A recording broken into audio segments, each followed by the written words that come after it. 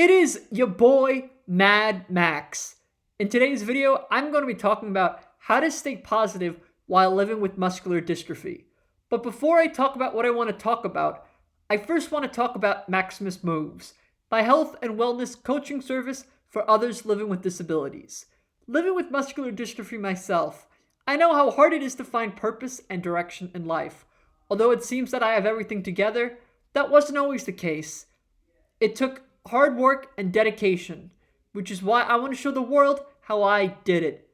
Think of me as your older brother and accountability partner with the mission to improve your mind, body, and soul. So if you or someone you know is currently living with a physical disability, book a strategy session with me in the description below, and we will create a personalized workout and wellness plan catered to your personal needs to take back control of your life.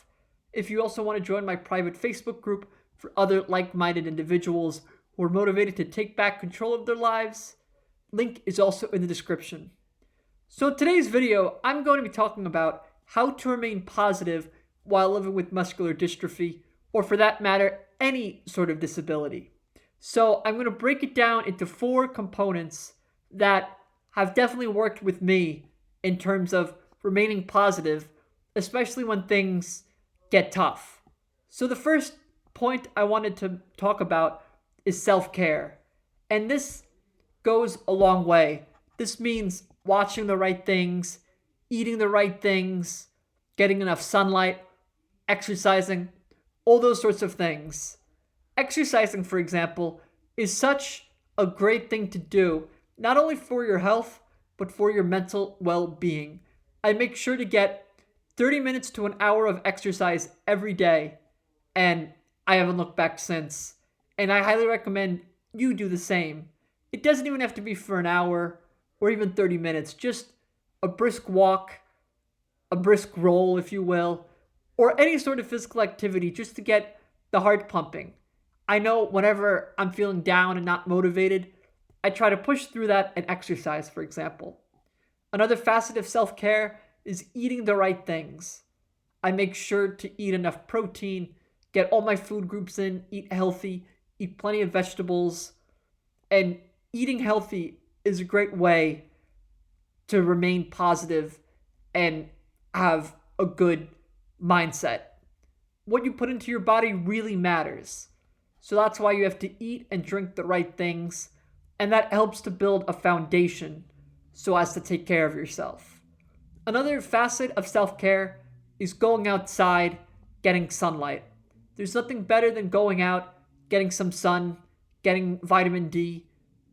Just going outside, even if it's cold, even if it's hot, even for a couple minutes, going outside really helps clear the mind and get things in order. And that's why I try to go out even when it's cold. So the 3 facets that I talked about now are exercise, eating the right things, and getting some sunlight and going out. Now, the next thing I want to talk about is, in terms of having a positive attitude, understanding what you can and cannot control. I've talked about this in previous videos, but it's particularly important while living with a disability. Sure, you can't control whether or not you have a disability, whether or not you can walk, like in my situation, but you can really control your mindset. And that really goes a long way in feeling good and positive. You don't want to get in a negative thought pattern, thoughts that are bad for you, thoughts that'll really make you feel bad. What you need to do is write down somewhere the things that you can and cannot control. Understand that you can't necessarily control what happens to you, but you can control how you react to what happens to you. And that's a very important thing to always keep in mind. Again, I can't control the fact that I have MD. You might not be able to control the fact that you have some other health problem, some other mental health issue, but it's not how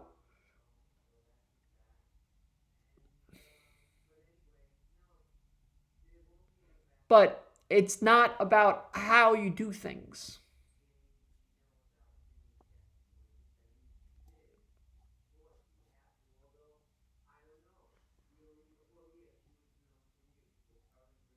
you have to be aware that there are certain things you can control and certain things you can't. And it is very important that you think about this and reflect on this as much as you can. We really can't control the cards that we're dealt, but we could control how we deal with those cards. In other words, you might not necessarily get a good hand in life, but you could still make something of it. Plenty of times in poker, people with really bad hands still manage to win the game. And I think that's a big takeaway that you should consider in your life.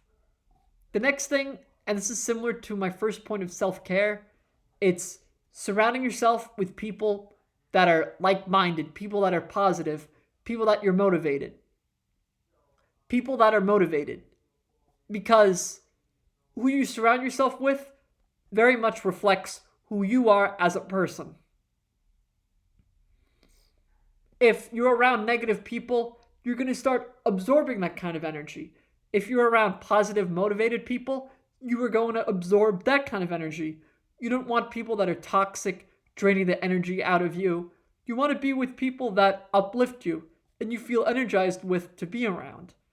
And a lot of people, unfortunately, still surround themselves with toxic people, still surround themselves with people that make them feel bad, and they may be wondering why they're feeling that certain way. And it's because of the people that they're surrounding themselves with.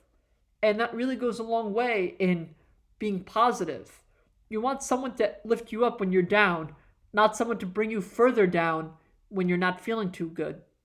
And that's why who you bring into your life is really important. And if there is someone in your life that might be toxic, that you really don't want to be around because their energy is just bad, you don't have to be around that. You don't have to be around that person. You have to protect your energy, and that is something that is very important to do. My fourth and final point is being honest with yourself. Be honest on the days that you're not feeling too well. Be honest about why you're feeling that way. Be honest about certain things in your life that aren't working, certain things that are making you feel sad, that are bringing you down, that are making you feel bad about yourself. You really have to be honest. And it's tough, that sort of self-reflection. It's tough to admit, okay, maybe I am a little depressed. Okay, maybe I am a little anxious. But the first step is always acknowledging that there's a problem, and then you can address it as such. And that's something I want you to take away from this video. So just to recap what I've been talking about today, my first point is about self-care. Self-care in the things you watch, self-care in what you eat, self-care in exercise, self-care in the amount of sunlight you get. Do things that make you feel good. Do things that will really create a strong foundation to work with, a strong foundation to be successful, a strong foundation to have a positive attitude in life. Number two, in terms of maintaining a positive attitude, understand what you can and cannot control. Again, none of us can control the predicament that we're in, but we can control how we get out, how we think of these predicaments, our judgments of them. Although we cannot control where we've been put, we can control how we deal with it. We can control how we want to react to whatever it is. And my third point is surrounding yourself with people that are positive, that make you feel good, and cutting out people that bring you down, that make you feel negative. Because life is tough enough. You don't want someone to bring you down even further. And my fourth and final point is being honest with yourself. Being honest whether or not you feel happy, you feel sad, you feel angry, you feel frustrated. And dealing with that. And the first step is always being honest. So I hope these 4 points are sticking with you and are poignant in some kind of way. And hopefully you can be the change that you want to see in your life. So please like, comment, and subscribe. I'm going to talk more about these sorts of things in the coming weeks, about managing your mental health, and